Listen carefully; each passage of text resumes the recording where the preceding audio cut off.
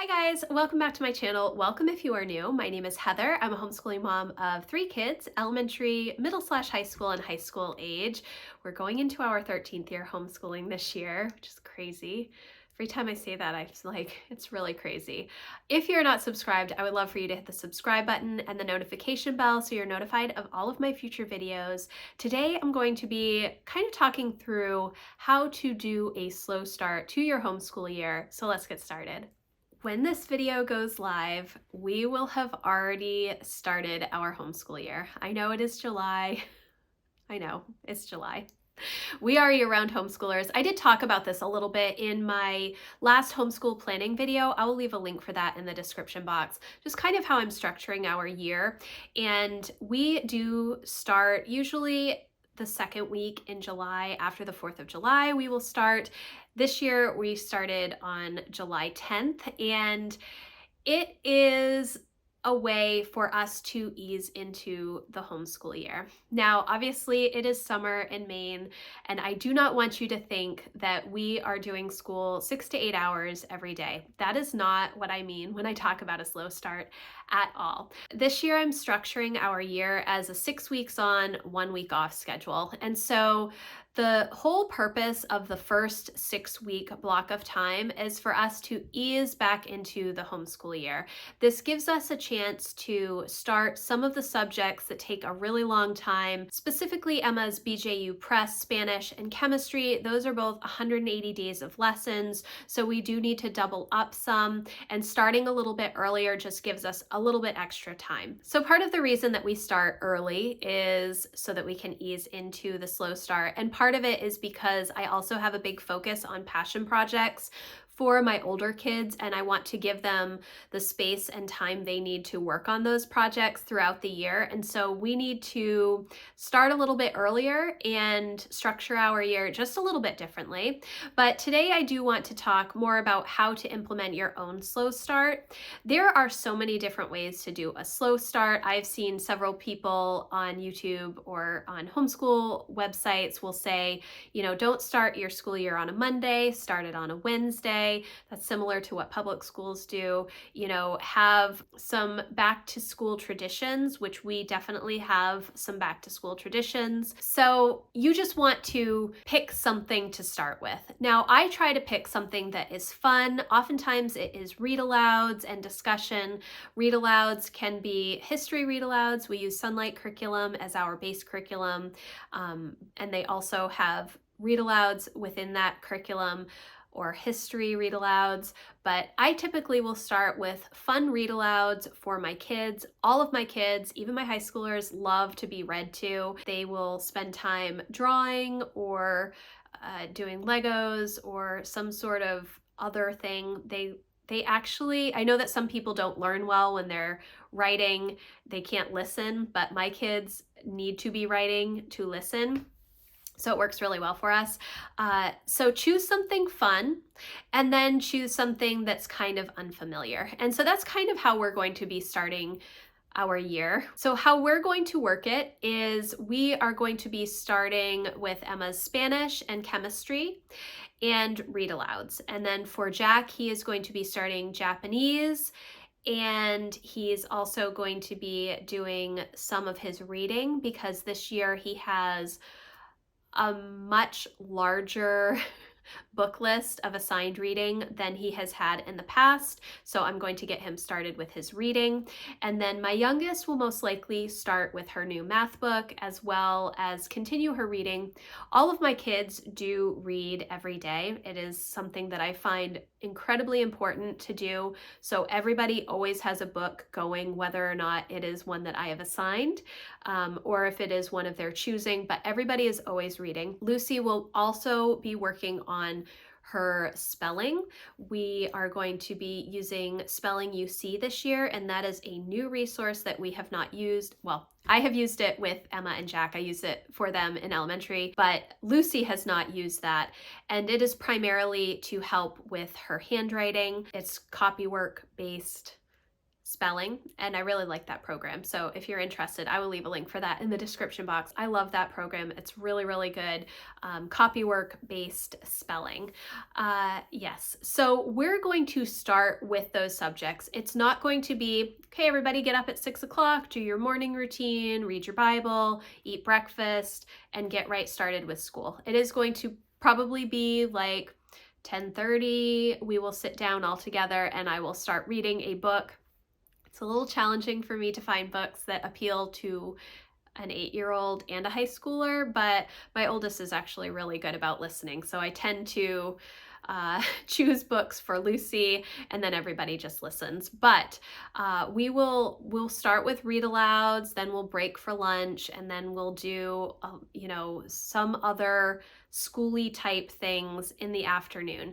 Typically in the afternoons in Maine in July and August, it's really, really hot, but we have had just rain, and cooler temperatures. But again, that also works for us because it's been raining. So if it's raining, nobody is going outside to play.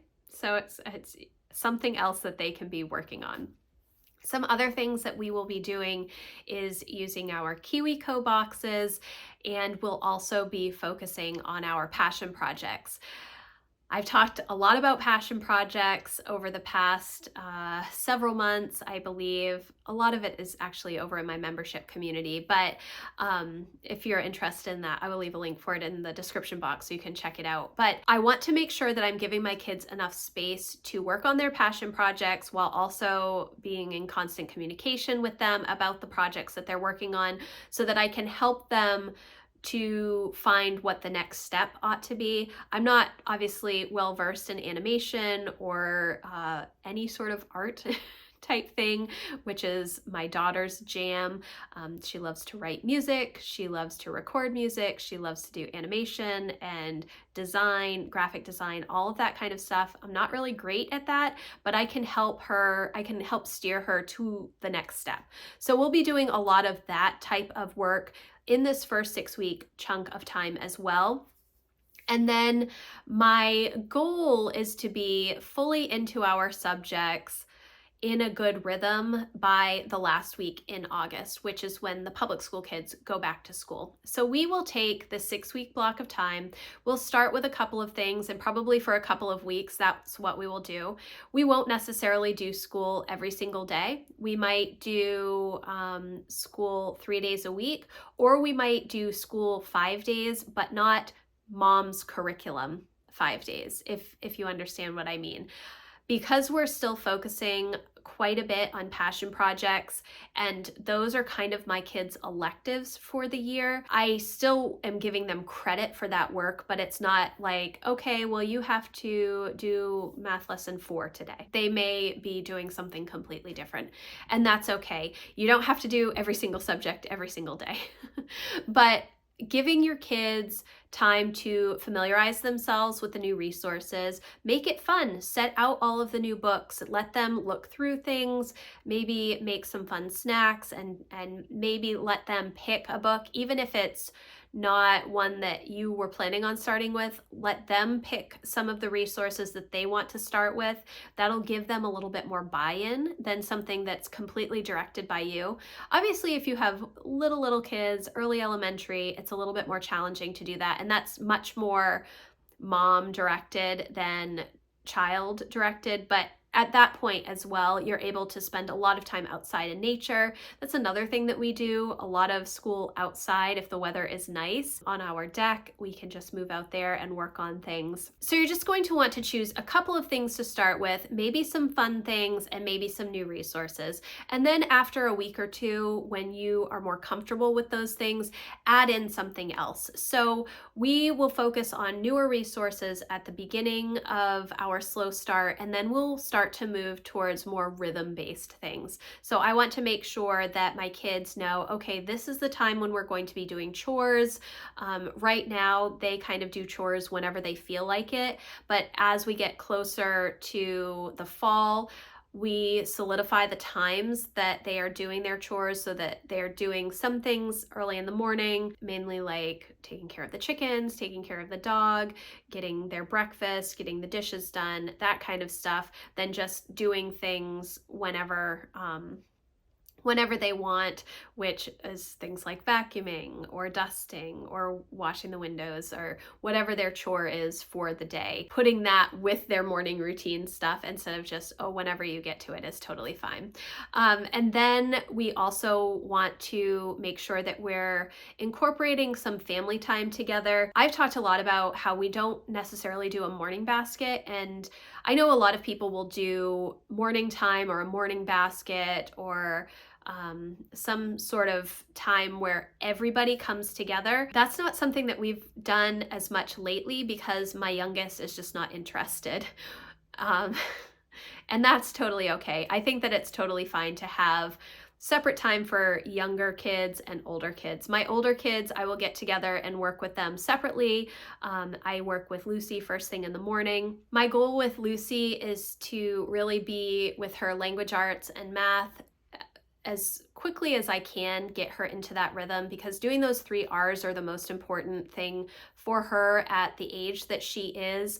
All of the other stuff is also important, but it's more it's not it's it's still important, but those 3 things are the most important in my mind, making sure that she's doing reading, writing, and math every day. And then the other stuff kind of rounds out her homeschooling, her history, her read alouds, her science, all of that kind of stuff. We'll be working on Lucy's science intensive summer during the 6-week block of time as well. So once you have, 3 or 4 weeks under your belt with your slow start, at that point, you're really able to figure out how long things are going to take, which resources are perhaps a struggle, which resources are really fun and exciting for your kids to work on, things that they are excited about doing each day, things that maybe you need to adjust a little bit.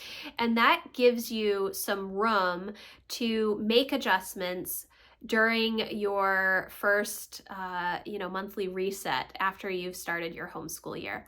Now, you do not have to do a slow start in July the way that I'm doing it. You can do a slow start in September. It doesn't have to be summer time homeschooling stuff, but I still advocate for that slow start, taking the time to get to know your new resources, figure out where your kids are struggling, where they're excelling, so that you can make little adjustments as you go. If you start all in with everything, that can be really overwhelming for a child. Even in public school, they take a couple of weeks and you're learning the rules of the classroom. You're learning when you're able to use the bathroom. You're learning when you can eat snacks or go to lunch, or when you're going to have a recess. So those types of things, it's kind of the same. You're going to ease into your resources, you're going to ease into your curriculum, you're going to ease into your rhythm, instead of immediately setting a regimented, this is what we're doing here, this is what we're doing here. That can work for some people. It doesn't work for my kids, and that's why I really advocate for this slow start. So I hope that this was a helpful video for you. I will definitely have videos of our slow start. If I've already filmed one and I have it up on my YouTube channel, I will leave a link for that in the description box, or you can stay tuned because I will have some vlog type videos. I will also have, plan with me's, homeschool plan with me's, where I'm planning out during our slow start what that looks like. So stay tuned for those if they're not up already. If you have questions about anything that I talked about, or if you need help, if you're setting up your own homeschool year, please let me know in the comments, or you can email me. My contact form is always in the description box. Or if you want to have more in-depth conversation and a lovely community surrounding you and encouraging you, I would love for you to come over and check out my membership community. That link will also be in the description box.